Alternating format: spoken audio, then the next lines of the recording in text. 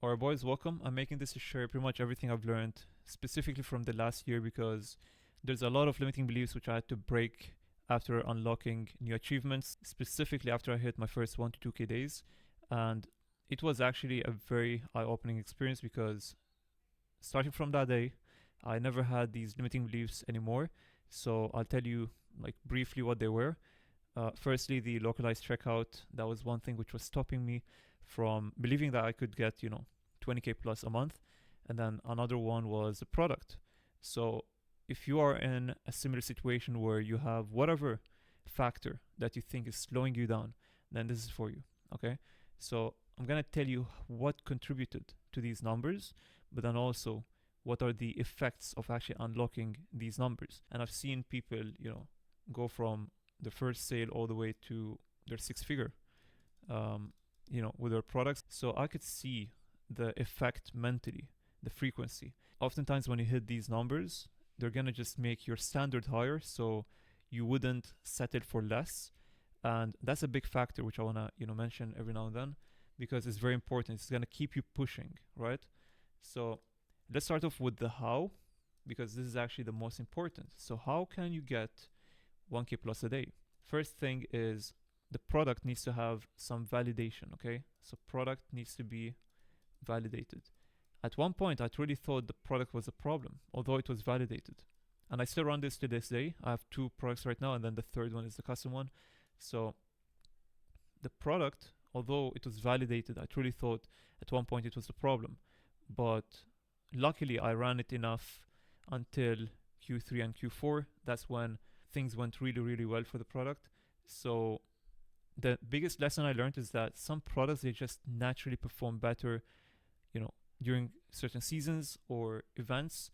So you need to find out, and this is very important, by the way. If you run a product long enough or you do enough research for the product, you're going to find out eventually with enough data. You're going to find out what exactly is the target audience that you should be hitting.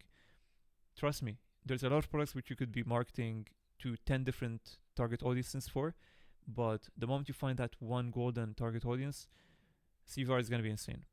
So in short, I found the target audience for my certain product, and that's why I made what I got. So that was one of the biggest lessons. Run the product long enough, especially when there's like proven concept behind it. And then during this time you're testing, try different concepts until you find what works the best. So if you ever go viral with a certain format and it doesn't convert, instead of dumping the product, dump the format. And this is a big, big problem, which I see a lot of people do. So they complain about the product, not the format. Next thing, the offer. Offer played a big role. So this is primarily, I would say 50 to 60% was the offer. Because again, this is like during Q3 and Q4, very exciting times for ecom. So obviously you want to have a lot of FOMO. So you want to have, for example, Black Friday, it started, literally people were doing this from the start of the month to the end. And I was able to see that pattern quickly from all the way from small e-com stores all the way to big 7+ figure stores. So when I saw that pattern, instantly I put it on my store, the timer on the banner and stuff. So that was a big factor, right? And everyone had it. So my point is, be perspicacious. Literally have an eye on the market, see what they're doing. Oftentimes you're going to see patterns before anyone talks about them. So when you see this pattern done throughout, a lot of proven stores, proven concept stores, you can implement it. So timers, you could speak with your supplier, ask them for the stock, how much stock do they have. Maybe if something is really high demand, he will tell you like there's 100 pieces left. You could say like this is left. In fact, one thing which played a big factor to my scenario was I had an idea which I wanted to implement. So I wanted to put one of my products as out of stock. I've never heard about anyone talking about this, so this might be my method, okay, boys? So I really wanted to put something as out of stock, but I heard that it actually needs to be out of stock. So what I did was I spoke with my supplier, and to my surprise, I was lucky that one variant was indeed out of stock. So I took that as an opportunity. I put this as out of stock, and that was actually one of the first things the customers see when they land to the page. So I know that it may seem like people would feel like they're missing out, so they lost the highest demand product, but no, it actually paid off for me because it shows there's a lot of demand for the products, right? So, and the beauty of it is that it was indeed out of stock. So I spoke with the supplier, he confirmed, so I did that. So speak with your suppliers, see the stock, whether it's 10, 50, 100, 200, or zero. You could track them. Um, so these are a few things regarding FOMO. Obviously, the copywriting, we don't need to talk about this. It's like a mandatory thing. And unfortunately, nobody really puts or sheds the light to copywriting in the organic space. If you were to check, and by the way, this is what I do, I always benchmark paid ads stores. I never benchmark organic stores. Unfortunately, like I'm gonna be honest, 95% of organic stores are just, very beginner friendly. So if you wanna look for the advanced people who are doing like crazy numbers, you wanna go for the paid ads because I'm gonna keep on saying this. Again, nobody says this, but I truly think, and I love paid ads, okay, because they work a lot on their stores, on their websites. They try to, you know, decipher every element of their store to make sure that they increase the CVR because they're paying for every session. So that's why I love what they do. Uh, Hence why I use them as a benchmark. So I check their stores to get inspiration for my store. So the copywriting is one thing which is the bread and butter for their store. So you need to actually, you know, increase the standard of your copywriting as well. Don't just take a copy paste of your competitor who's doing like 5 figures in organic. Instead, check other people perhaps in the same niche and take ideas from them and put some effort into copywriting. It's really important. Again, this will help you find how many different target audiences can be potential buyers. So I was able to, at first I thought it was like a few, right? And then I found the golden one. And that's what actually made me do way better with this particular product. So these are primarily the reasons. Again, actually these from the, the boring side. Now the front side, which is the marketing, I was posting 7. I'm gonna be more flexible. I would say 5 to 10. And I say was because back then the formats were way easier, which I was doing. Nowadays, I do 2 to 3 really high quality formats, and I'm actually getting very similar numbers. So I'm very happy with this.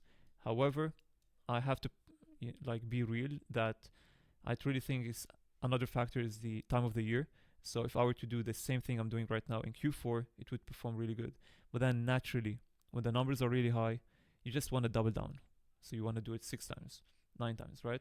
So another factor is multiple phones or 3 phones. So for me, I'm posting on 2, but try to, test whether you're gonna get shadow banned or not, because oftentimes you will not on Meta if you were to like create the same content and then post it on both phones. But what I do is I change the font or the audio, and then I divide the content into 2 phones and then I post them, which worked on Meta again, but this requires a lot of testing to see your particular algorithm, because I've heard algorithm differs from one country to another. So some people would get shadow banned instantly if they were to repost the same thing on multiple phones. But then for me particularly, it was fine. I just changed the text and the audio of the same piece of content, and I was able to post it on 2 phones. So I would say this played like a small factor. The most important factor was the fact I was putting high quality on proven concepts, okay? And I would say like 3 to 5 were original content, but then I would like duplicate and then change like the hook, the audio, the text, just to like split test, and then I'll do them either trial or normal. And if you're wondering how many minutes or hours I wait, I'm gonna be honest, I waited like an hour per post. You could try what works for you. I've seen people wait 20 minutes, people wait 2-3 hours. Doesn't matter. On Meta, you could do what you want. For me, if I have like a big load of scheduled content, then I'll just do them 1 per hour, and that's what worked for me. The last thing I want to say is the post timing. Post timing is by far the biggest factor to why I was able to change my reach from being so poor, okay, so poor to really good. So how did I do that? By posting only midnight. Okay, post after 5 p.m. CET all the way to like early morning, and you're good. So yeah, this was big sauce. So hopefully you guys have actually taken any notes, because I tried to break it down, decipher it as much as I can to share the sauce. Okay. So if you guys have learned anything from this, subscribe, join my Discord. We do Sunday calls every week. So we do Q&A, product research. And then lastly, we have the affiliate program where we do the custom one, which I'm launching sometime soon, okay? But we're actually starting from now with AI marketing. So if you'd like to be part of it, let me know as well. So yeah, that's pretty much it. Thank you guys for watching. I'll see you in the next one.